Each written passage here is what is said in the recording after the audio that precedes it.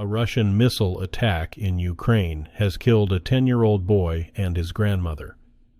The strike on Friday in the northeastern city of Kharkiv came a day after a strike in the same region killed at least 52 civilians in one of the deadliest attacks in the war in months. Associated Press reporters saw emergency crews pulling the boy's body from the rubble of a building after the early morning attack. He was wearing pajamas with a Spider-Man design.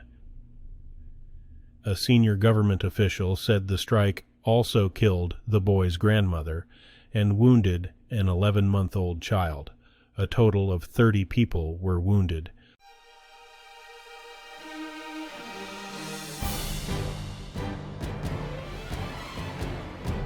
Narges Mohammadi wins the Nobel Peace Prize. Icy flood kills 41 in India. Ivory Coast's president removes the prime minister and dissolves the government, and more. Today is Saturday, October 7th, 2023, and this is the Dunkley Report. Imprisoned activist Narges Mohammadi has won the Nobel Peace Prize. For years, she has campaigned for women's rights and democracy, and against the death penalty in Iran. The 51-year-old has kept up her activism despite numerous arrests. She has remained a leading light for nationwide, women-led protests, sparked by the death last year of a 22-year-old woman in police custody. Those demonstrations grew into one of the most intense challenges ever to Iran's theocratic government. The chair of the Norwegian Nobel Committee announced the prize Friday in Oslo. She said it was a recognition of the work of a whole movement in Iran.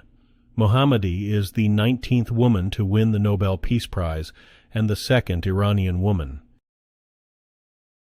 Hundreds of rescuers dug through slushy debris and fast-flowing icy water Friday in a search for survivors after a glacial lake burst through a dam in India's Himalayan northeast, a disaster that many had warned was possible for years. It wasn't clear what triggered Wednesday's flood, which killed at least 41 people and forced thousands to flee their homes. The deadly flood was the latest to hit northeast India in a year of unusually heavy monsoon rains. The disaster underscores a climate dilemma that's pitted local environmental activists who say the dams are too dangerous against authorities who have approved hundreds of new dams in pursuit of a national green energy agenda.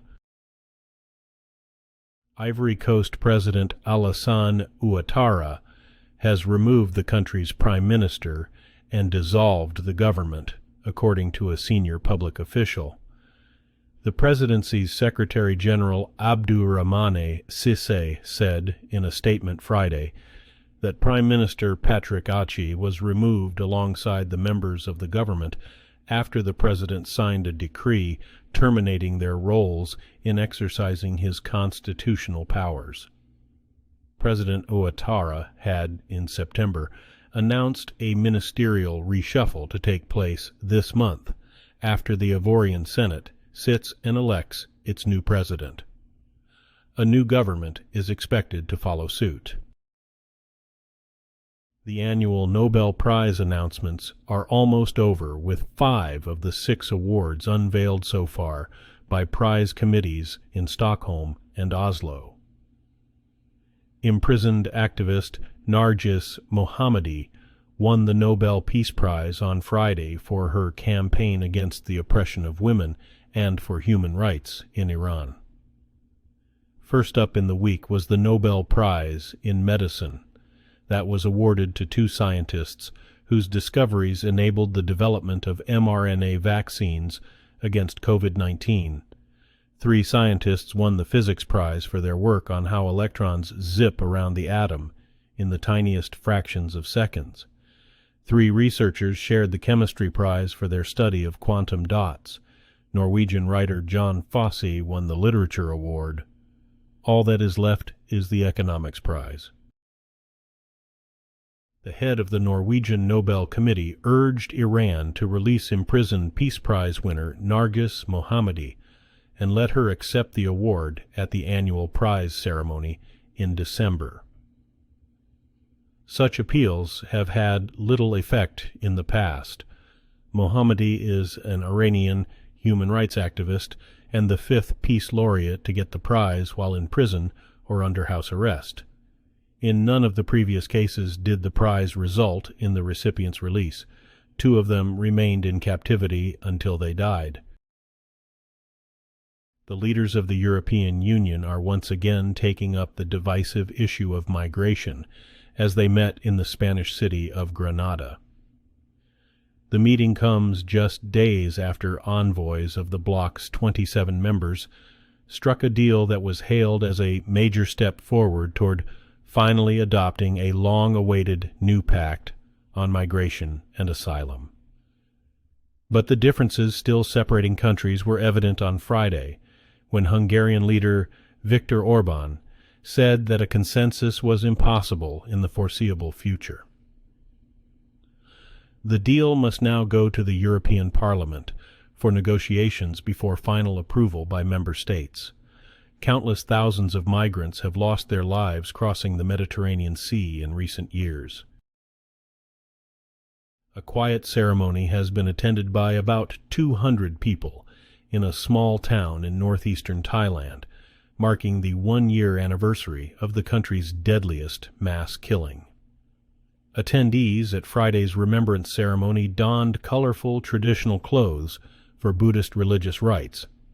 On October 6, 2022, a fired police sergeant killed 36 people, including 24 toddlers at a daycare center in Uthai Sawan town. The shocking gun and knife attack spurred calls for tighter gun controls. Thailand has one of the highest rates of gun ownership and gun-related deaths in Asia. The calls for change faded with time, but were dramatically revived this week when a teenager with a handgun shot dead 2 people and wounded 5 others in an upscale mall in the capital, Bangkok. Family members of some of the victims of a deadly drone attack on a crowded military graduation ceremony that killed scores have gathered outside a military hospital in the central Syrian city of Homs to collect the bodies of their loved ones. Thursday's strike on the Homs Military Academy was the deadliest in years, killing 89 people and wounding as many as 277. The death toll could rise as some of the wounded are in critical condition. Syria announced a 3-day state of mourning starting Friday. The attack on the military graduation ceremony is likely to lead to a wave of violence in the country's northwest, where front lines have been relatively calm since March 2020. French investigative judges have filed preliminary charges against former President Nicolas Sarkozy. The preliminary charges were filed on Friday.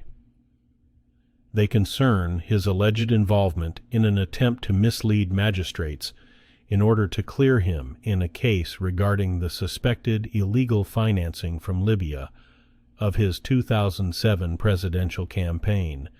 Sarkozy has denied any involvement. French media are reporting that Sarkozy is suspected of having given the go-ahead or allowed several people to do so regarding a fraudulent attempt to clear him in the so-called Libyan case.